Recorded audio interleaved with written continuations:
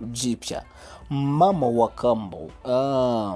Niligundua kalamu yangu ya wino ikivuja kwenye mifuko wa shule. Ikatia doa kwenye sweta mpya baba alinipatia.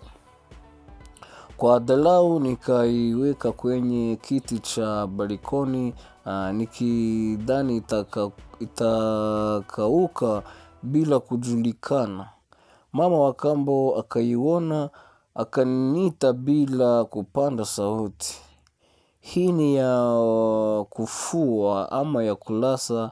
Nilimwambia ni yangu, sauti yangu ikijikata katikati.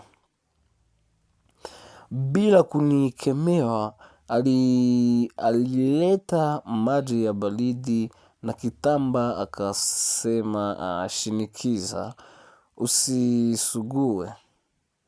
Tulishughulikia pamoja, ndoa likipungua bila kupotea kabisa. Alipona nimekunja uso, alisema, doa si mwisho wa sweta. Ni alama ya kalamu kujifunza kutulia. Sikuelewa mara moja, lakini sikuleta tena kauli ya kujilaumu.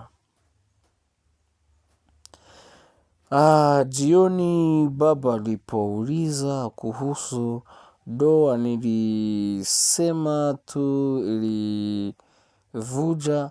Mama wa kambo akaongeza ikabaki kidogo, kisha akabadilisha mada kwenye chakula. Sikuwa nimefunikwa wala kuhukumiwa.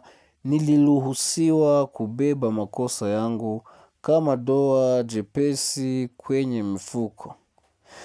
Sehemu ya 66 si mafanikio makubwa. Ni sweta iliyokolewa musu, maji baridi jikoni na kauli iliyobaki kichwani mwangu. Tunajenga uhusiano wetu kwa doa ndogo, kuitunza bila kukana, kuisafisha bila kudai ukamilifu na kuendelea kupika chakula kikiwa bado kinatoka mvuke.